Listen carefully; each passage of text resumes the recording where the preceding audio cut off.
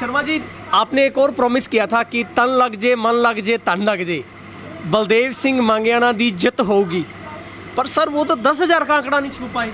ਦੇਖੋ ਜੀ ਇਹਦੇ ਵਿੱਚ ਕੋਈ ਸਰਕਾਰ ਦੀ ਕੋਈ ਗੱਲਬਾਤ ਸੀਗੀ, ਉਹ ਮੈਂ ਜ਼ਿਆਦੀਆਂ ਗੱਲਾਂ ਨਹੀਂ ਖੋਲ ਸਕਦਾ। ਮੈਂ ਉਹ ਰਾਜਨੀਤਿਕ ਬੰਦਾ ਨਹੀਂ ਹਾਂ, ਮੈਂ ਇੱਕ ਸਮਾਜ ਸੇਵੀ ਬੰਦਾ ਹਾਂ। ਆਪ ਸਭ ਨੂੰ ਵੀ ਪਤਾ ਹੈ, ਮੈਂ ਇਹਦੇ ਬਾਰੇ ਜ਼ਿਆਦਾ ਕੁਝ ਨਹੀਂ ਬੋਲ ਸਕਦਾ। हाँ, तो कमी कोई आप वाले तन मन धन की तो नहीं रहेगी कहीं? ਨਾ ਮੇਰੇ ਵਾਲੇ ਪਾਸਿਓਂ ਤਨ ਔਰ ਮਨ ਔਰ ਧਨ ਦੇ ਨਾਲ ਸਪੋਰਟ ਕੀਤੀ ਇਸ ਚੀਜ਼ ਨੂੰ। ਬਲਦੇਵ ਸਿੰਘ ਮਾਂਗਿਆਣਾ ਜੀ ਬੋਲ ਰਹੇ ਆ ਕਿ ਜੇਕਰ ਐਸੇ ਆਪ ਜੈਸੇ ਵਰਕਰ ਮੇਰੇ ਪਾਸ ਸਾਰੇ ਸਪੋर्ट ਕਰਦੇ तो मेरी भी 100% ਜਿੱਤ ਹੁੰਦੀ।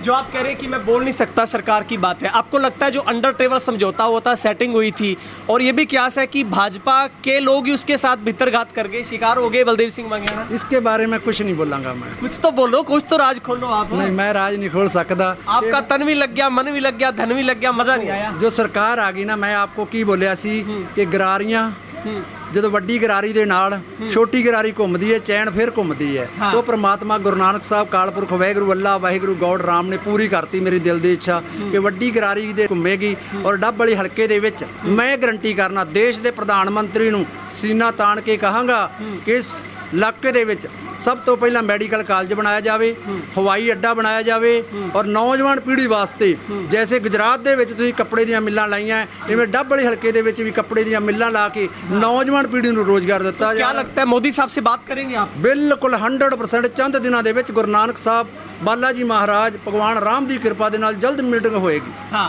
लेकिन इस बार लोग ये क्यास लगा रहे थे कि भावी एमएलए कोई पाला ना बदल जाए, तो मैंने भी आपसे प्रॉमिस किया था कि यार मेरा तितलियां वर्ग आप यहीं पे ठहरे रहना।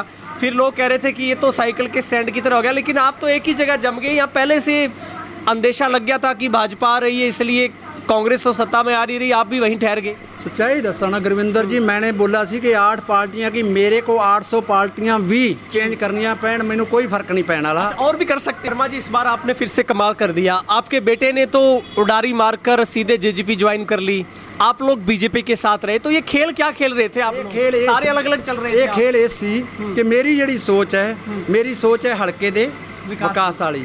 ਬੱਚਾ ਮੇਰਾ ਜੇਜੇਪੀ ਪਾਰਟੀ ਦਾ ਐਮਸੀ ਸੀ, ਮਿਸਿਸ ਮੇਰੀ ਨੂੰ ਜੇਜੇਪੀ ਪਾਰਟੀ ਨੇ ਐਮਸੀ ਬਣਾਇਆ ਸੀ।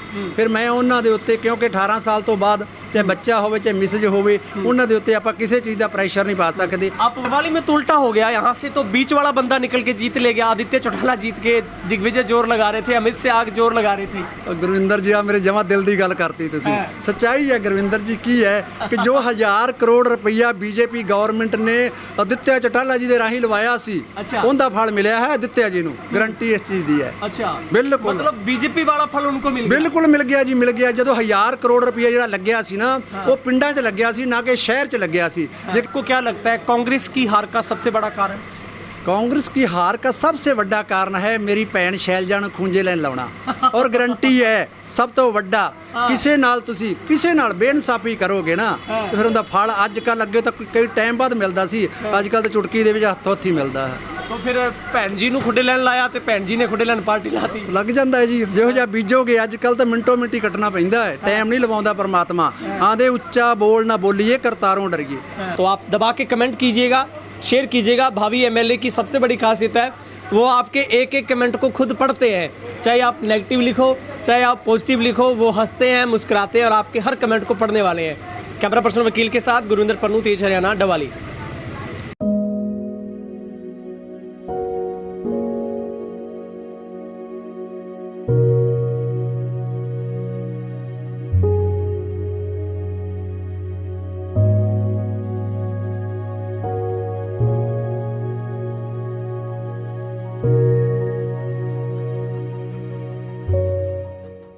नमस्कार, तेज हरियाणा से गुरविंदर पन्नू। इस वक्त मैं सिरसा के डवाली में हूँ, जहाँ पर मेरे साथ एक ऐसा शख्स जुड़ेगा जो किसी परिचय का मोहताज नहीं है और आप सबके दिलों पर राज करने वाले भावी एमएलए से मैंने वादा किया था कि चुनाव के बाद मैं फिर से आपके पास लौट कर आऊँगा।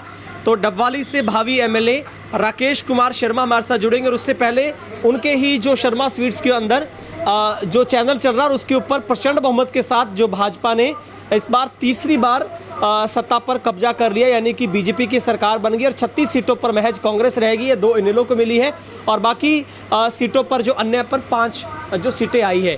तो सबसे पहले तो हमारे साथ भावी एमएलए साहब, बहुत बहुत स्वागत है सर आपका। गुरविंदर पन्नू जी, ਆਪ ਜਦੋਂ ਆ ਜਾਂਦੇ ਨਾ ਮੇਰੇ ਖੁਸ਼ੀ ਦਾ ਕੋਈ ਟਿਕਾਣਾ ਨਹੀਂ ਰਹਿੰਦਾ, ਸੱਚਾਈ ਤੇ ਇਹ ਹੈ।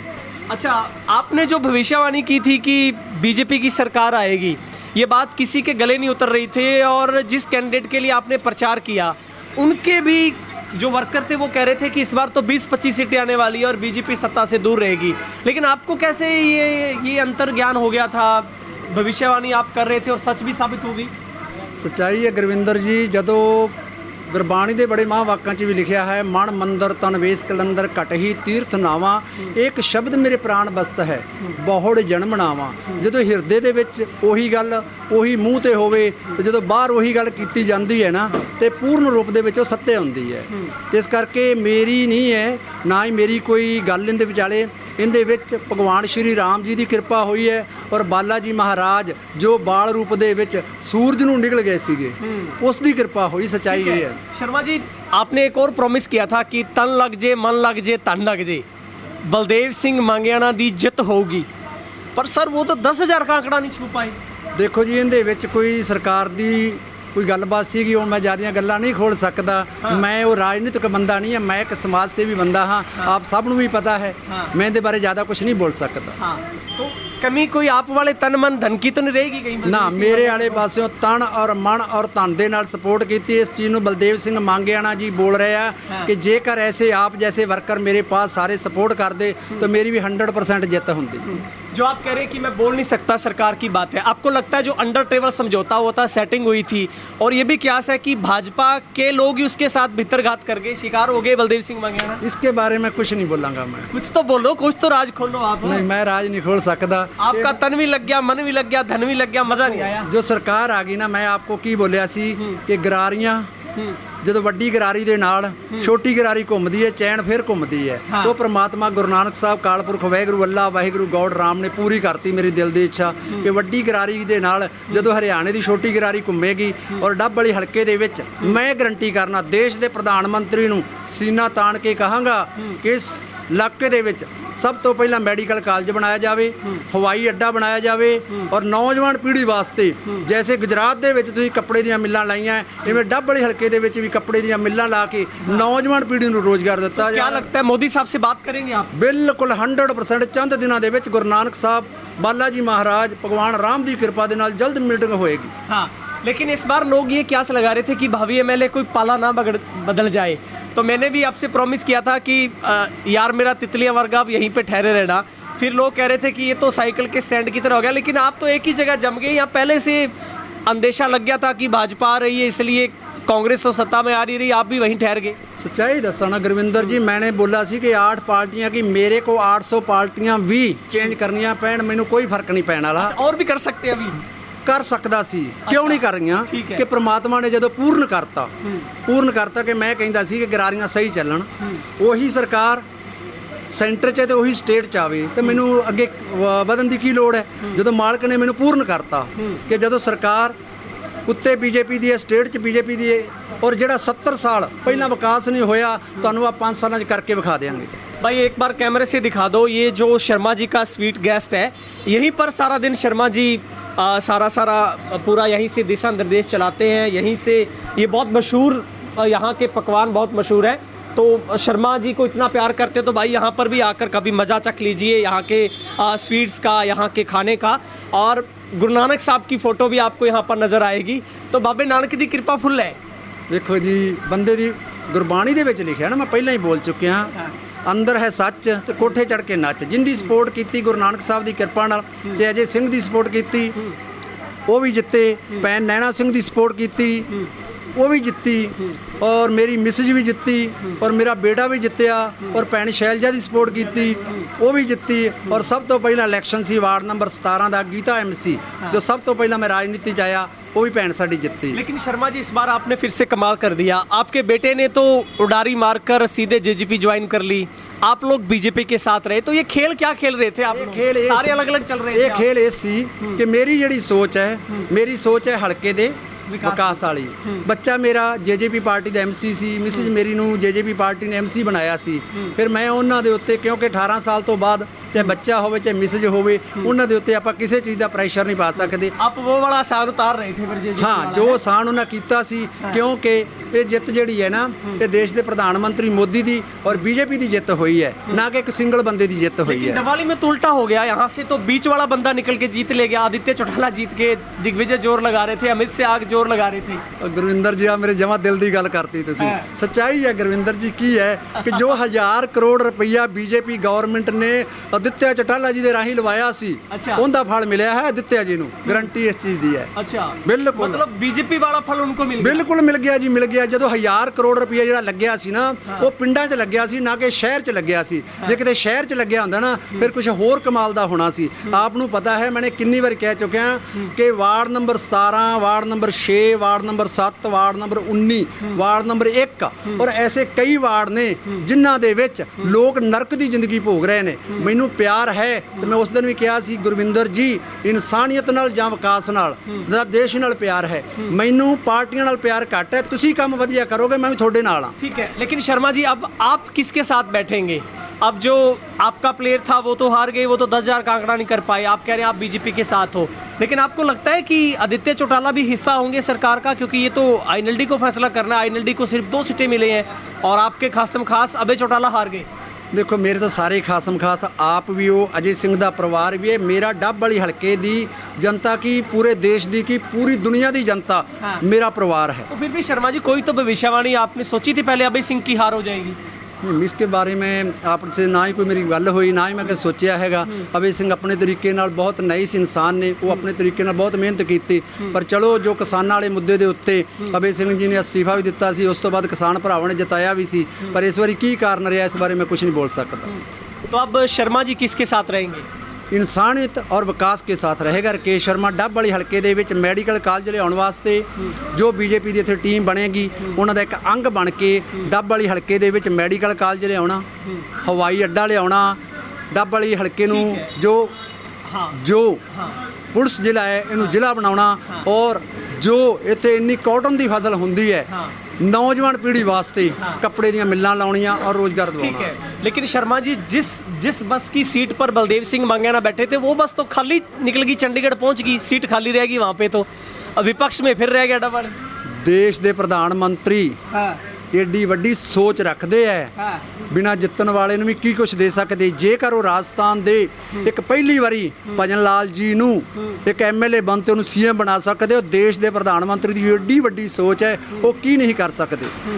अब ऊपर वाली गलारी से नीचे वाली गलारी तो मिल गई, लेकिन सीट खाली रहेगी। महाराज तो शर्मा जी बलदेव सिंह मांगे आना जी, ਉਹ ਪੂਰਾ ਹਰਿਆਣਾ ਜਿੱਤੇ ਆ, ਹਰਿਆਣਾ ਵੀ नहीं पूरा देश जिते आ, क्योंकि बीजेपी ਦਾ ਉਹ ਸਿਪਾਹੀ है। लेकिन बीजेपी तो साथ नहीं खड़ी ना, बीजेपी ने तो समझौता अंडर टेबल किसी और के साथ कर इसके बारे में ये बड़ी राजनीति है, उतो तक मैं ये पहुंचा नहीं, जो परमात्मा पहुंचाएगा तो जरूर आपको। तो शर्मा जी, अभी एक और बात पूछ लेता हूँ, आपने कहा था कि अगली बारी टिकट आपको बीजेपी का मिलने वाला है, तो 2029 की नींव रख दें फिर आप? नहीं, देखो मैं कोई नहीं आख्या मिलने वाला टिकट। देखो मेरा तो इको ही है कि मैनू टिकट नाल कोई मतलब नहीं है। मेरे कन्नियों गुरविंदर पन्नू विकास करावे डब वाली हल्के दा, मेरे कन्नियों देश के प्रधानमंत्री नरेंद्र मोदी जी कराउण, मेरे कन्नियों सीएम सैनी जी कराउण, बलदेव सिंह मांगेआना जी कराउण, चाहे आदित्य चौटाला जी कराए, मैनू तो डब वाली हल्के दी जनता का विकास चाहिए। लेकिन जेजेपी तो हार गई ना, दिग्विजय चौटाला के साथ आप हो जाते, आपने शर्तें भी कुछ रखी थी, आपको न्योता भी मिला था, तो हो सकता है उनकी नैया पार लग जाती इस बार। बिल्कुल लग सकती सी, जी कोई गल नहीं है कि मैं नहीं सी लाउण वाला परमात्मा सी। ये सारा कुछ इस कालपुरख वाहिगुरू परमात्मा के हत्थ च हुंदा है। सिंह आरिਆਂ ਨਾਲ ਕੱਟੇ ਜਾਂਦੇ, ਉਹ ਕਹਿੰਦੇ ਤੇਰਾ ਭਾਣਾ ਮਿੱਠਾ ਲਾਗੇ। ਕੋਈ ਕਾਰਨ ਰਹਿ ਗਿਆ ਹੈ, ਉਹ ਪਰਿਵਾਰ ਅੱਗੇ ਸੋਚੇਗਾ, ਜਿਹੜੀਆਂ ਕਮੀਆਂ ਹੈ ਉਹ ਦੂਰ ਕਰਕੇ ਅੱਗੇ ਫਿਰ ਰਾਜਨੀਤੀ ਦੇ ਵਿੱਚ ਜੰਪ ਮਾਰੇਗਾ। तो शर्मा जी, आपको क्या लगता है कांग्रेस की हार का सबसे बड़ा कारण? कांग्रेस की हार का सबसे बड़ा कारण है मेरी भैन शैलजा ਨੂੰ ਖੂੰਜੇ ਲੈਣ ਲਾਉਣਾ, और गारंटी है ਸਭ ਤੋਂ ਵੱਡਾ। ਕਿਸੇ ਨਾਲ ਤੁਸੀਂ ਕਿਸੇ ਨਾਲ ਬੇਇਨਸਾਫੀ ਕਰੋਗੇ ਨਾ, ਤੇ ਫਿਰ ਉਹਦਾ ਫਲ ਅੱਜ ਕੱਲ੍ਹ ਅੱਗੇ ਤਾਂ ਕਈ ਟਾਈਮ ਬਾਅਦ ਮਿਲਦਾ ਸੀ, ਅੱਜ ਕੱਲ੍ਹ ਤਾਂ ਚੁਟਕੀ ਦੇ ਵਿੱਚ ਹੱਥੋਂ ਹੱਥੀ ਮਿਲਦਾ ਹੈ। तो फिर भैन जी ਨੂੰ ਖੁੱਡੇ ਲੈਣ ਲਾਇਆ ਤੇ ਭੈਣ ਜੀ ਨੇ ਖੁੱਡੇ ਲੈਣ ਪਾਰਟੀ ਲਾਤੀ। ਲੱਗ ਜਾਂਦਾ ਹੈ ਜੀ, ਜਿਹੋ ਜਿਹਾ ਬੀਜੋਗੇ। ਅੱਜ ਕੱਲ੍ਹ ਤਾਂ ਮਿੰਟੋ ਮਿੰਟੀ ਕੱਟਣਾ ਪੈਂਦਾ ਹੈ, ਟਾਈਮ ਨਹੀਂ ਲਵਾਉਂਦਾ ਪਰਮਾਤਮਾ। ਆਂਦੇ ਉੱਚਾ ਬੋਲ ਨਾ ਬੋਲੀਏ, ਕਰਤਾਰੋਂ ਡਰੀਏ। ਆਪ ਸਭ ਜਾਣਦੇ ਹੋ, ਮੈਨੂੰ ਕੀ ਪੁੱਛਦੇ ਹੋ। तो शर्मा जी, फिर कोई पार्टी पुर्टी आप भी बना रहे हो या फिर बीजेपी के साथ रहना है? 2029 के चुनाव की नींव वो जो हारे हुए वो कह रहे हैं कि हमने हिम्मत नहीं हारी, चुनाव हारा है। ਉਹ ਸੱਚਾਈ ਹੈ। ਮੈਂ ਪਾਰਟੀ ਦੀ ਕਦੇ ਗੱਲ ਨਹੀਂ ਕਰਦਾ ਹੁੰਦਾ। ਪਾਰਟੀਆਂ ਇਨਸਾਨੀਅਤ ਔਰ ਵਿਕਾਸ ਦੇ ਅੱਗੇ ਕੁਝ ਵੀ ਚੀਜ਼ ਨਹੀਂ ਹੈ। ਪਾਰਟੀਆਂ ਤੇ ਬਸ ਉਹ 1 ਮਿੰਟ ਦੇ ਵਿੱਚ ਪਤਾ ਨਹੀਂ ਕੀ ਕੁਝ ਬਦਲ ਜਾਂਦੀਆਂ ਨੇ। ਪਾਰਟੀਆਂ ਤਾਂ ਮਾਰੇ ਪਾਰਟੀਆਂ ਤਾਂ ਉਹ ਚੀਜ਼ ਹੈ। ਆ ਗੁਰਵਿੰਦਰ ਪੰਨੂ ਜੀ ਹੈ, ਆ ਬੇਟਾ ਮੇਰਾ ਹਰਸ਼ਦੀਪ ਹੈ, ਭਾਈ ਸਾਹਿਬ ਹੈ। ਤੇ ਪਾਰਟੀਆਂ ਕੀ ਜਿਵੇਂ ਅਸੀਂ ਇੱਕੋ ਅਕਾਲ ਪੁਰਖ ਵਾਹਿਗੁਰੂ ਪਰਮਾਤਮਾ ਦੀ ਔਲਾਦ ਆ ਨਾ, ਇਵੇਂ ਸਾਡੇ ਅਲੱਗ-ਅਲੱਗ ਨਾਮ ਨੇ। ਪਾਰਟੀਆਂ ਤੋਂ ਵੱਡੀ ਜੇ ਕੋਈ ਚੀਜ਼ ਹੈ ਉਹ ਇੱਕ ਇਨਸਾਨੀਅਤ ਜਿੰਦਾਬਾਦ और देश ਦਾ ਵਿਕਾਸ ਜਿੰਦਾਬਾਦ है। ठीक है शर्मा जी ने लड्डू भी सजा रखे हैं, जो केसरिया लड्डू, ये शर्मा जी लड्डू मुझे ही खिला रहे हैं। ਸਰਕਾਰ ਆਉਣ ਤੇ ਇਹ ਲੱਡੂ ਗ੍ਰਹਿਣ ਕਰੋ। ਇਹ ਲੱਡੂ ਪੂਰਾ ਗ੍ਰਹਿਣ ਕਰਨਾ। ये लड्डू, हाँ ये लड्डू मेरे को शर्मा जी ने बीजेपी सरकार बनने की खुशी में दिया है, तो मैं ज़रूर खाऊंगा।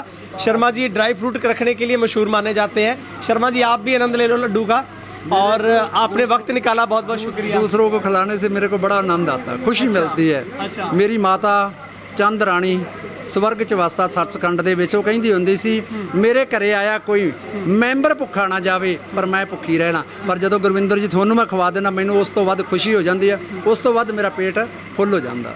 ਸੱਚਾਈ ਇਹ ਹੈ। चलो जी आपका डायलॉग आने दो फिर। एक ने कही दूसरे ने मानी ते दोने ब्रह्म ज्ञानी। हाँ जी हाँ जी कहना तो सदा खुश रहना। इस करके गुरविंदर पन्नू जी लड्डू पूरा मुँह च खाना तुसी, पूरा पूरा है नहीं गुरविंदर जी पूरा। तो एक ने कही दूसरे ने मानी, लेकिन बीच वाला निकल के मार गया बाजी। और हमारे साथ भावी एमएलए बातचीत कर रहे थे डवाली से, और उनका गणित